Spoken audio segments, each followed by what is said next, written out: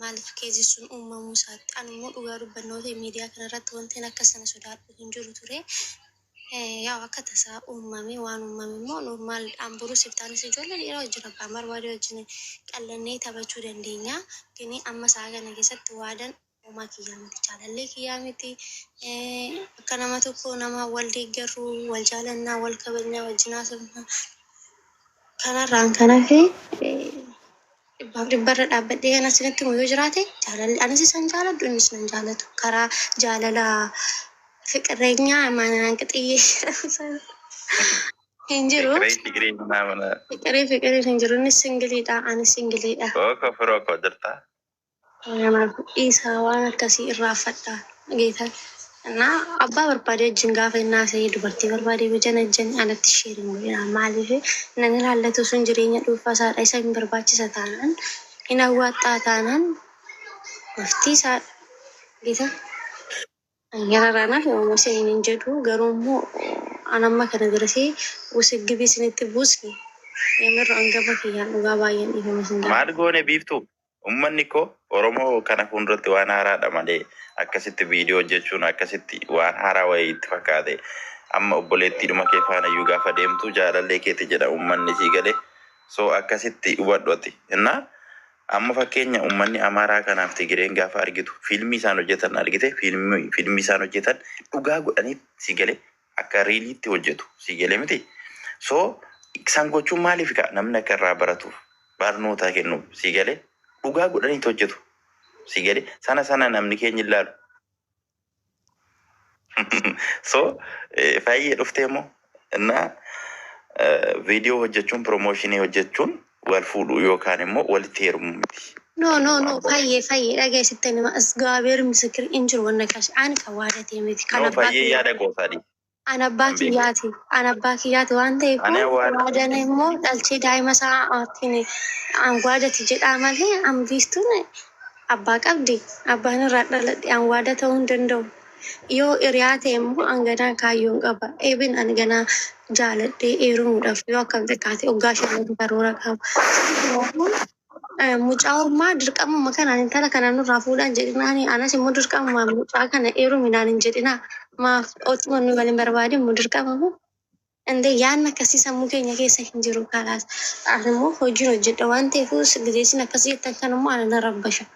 Bakka hin jedhina. Ambaayizawee suura suura wajjin poosonu. Viidiyoo akka tasaa ganaa suura wal agarree wajjin hojjennu. Waa'ee jaalalaa sammuu keessan keessa baasaa. Namni wal jaalatu hin jiru waan ta'eef. Maal sidii gootee waan barbaade haasa'u uummanni koo. Abbichuu welcome my brother. Komee abbichuu dubbisnaa geema qoomti. Gudiidhaa maal haasoftu? Laali ummata kana zin jedhiiti abbichu. Inde akkam jirtu? Nagumaadho. Jira maaltu badee? Homtuu hin banneem. Akka carraati uummanni kun si galee nuti yaawaatii hin beekta waan ta'eef kana durallee biiftuu faana wal jaalattanii biiftuun bakka hiriyyaa keetii naan jedhu anaan isheedhaan illee waadaan hiriyyaa keetii dhuun si galee.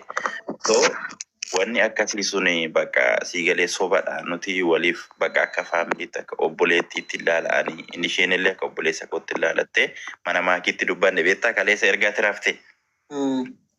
Dubbachaa turre nama 1,000 waan ta'e irratti dubbachaa turre sana namoonni ifan taaneef yoo jiraatan namoonni koomentii barreessu as jala dhufanii sii galee soo namoonni ifa siniin taane yoo jiraate wanni akkasii sun sobadha jetteen itti himaa jirti biiftuutu ganamaan ka'ee dhufe. Maalidha rakkoo fiduu qabaadha akkasitti haasa'ame. Maatam beekan. Imboo akkam jirta? Gudiidha. Haasa'ani namni indi. Okay, viidiyoo isin hojjettaniittu nuti jaalallee oliiti jettaniittu kana dura. Hin jenne hin hojjenne illee. Walumaan deemne bakka asii galee. Walumaan viidiyoo. Amma kaa rakkinni maal akka ta'e beektaa? Waliif isin jaalatani namni kun. Okay. Maasaan kana jiraachisa moo hundee nagaadha kan? Callisee tinaaseeni. Tinaaseeni callise. Amma namni sooshaal miidiyaa irra jiru gaafa wal argee viidiyoo waliin hojjete biiftuu waadaadhaaf hawwuu danda'a. Daa'ima amma eegdamti misiyyoo.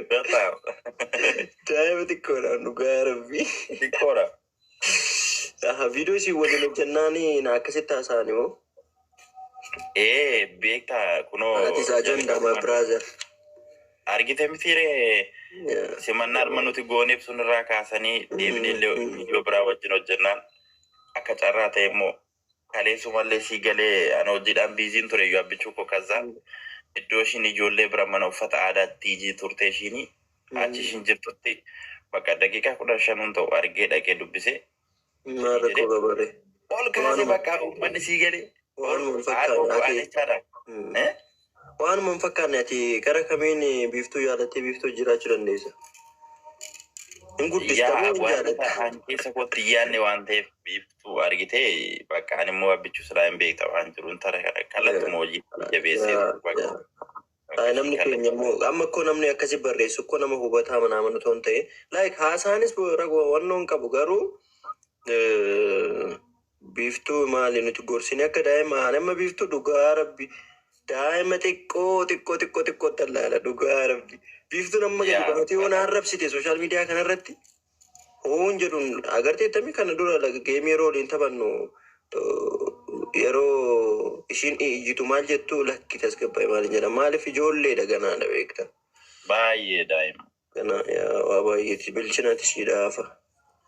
Ati amma hin sodaatte ka daandiin natti cufama jettee moo haadha manaa ta'etu sii lollee amma? Abbichuu saatii kana fuudhaani ani ganaa girgirrii kaasee Finfinnee keessatti uummata maraachee biyya abbaa kootta fuudhan jedha. Hojiidhaaf kana niitii fuudhuudhaaf ooluun. Kun ajandaadha maali diktaakaroonni Habashaa torbeetti nama 3 hojii jaalala eegalanii. Dhugaa rabbi. Intaaneef uummata ajandaadha jijjiirraa takka turaatoon immoo. Wayin jijjiirra. Amma Oromoo 300 waan ta'e kuni fuuldura kana geema qaba ka abbichuu foloo godhaame. Hundi keessa namni 400 kun. Foloo godhaame guys foloo godhaame namni keenya amma as keessaa yoo xiqqaate nama 2-3tu nan barre. Dhugaa. Hundi na beeka garuu. Galatoomaa rabbi. Akkatti sin beekamin ani koo kana sinirraa barbaada. Dhugaa waaqayyo. Qophaa'a torbee 3 irraa rabbi jedhe. Torbee 3 irraa gaatti cabsina Oromoo leencaa waleegna ishee. Ani sinii jira kaa gaafasuma malee homaan barbaachisu. Ani sii jira ati jaalladha. Siifuun manatsirii ol garagarchitee na laalte. Dafa foloo 100 galchaa kaa 100 yoo galchitan waan haasofnu qabna. Yoomii 7 kana ishee. Torbee 3 irraa. February 21 walawwaladhaa meeshaa qabdan hunda. Meeshaa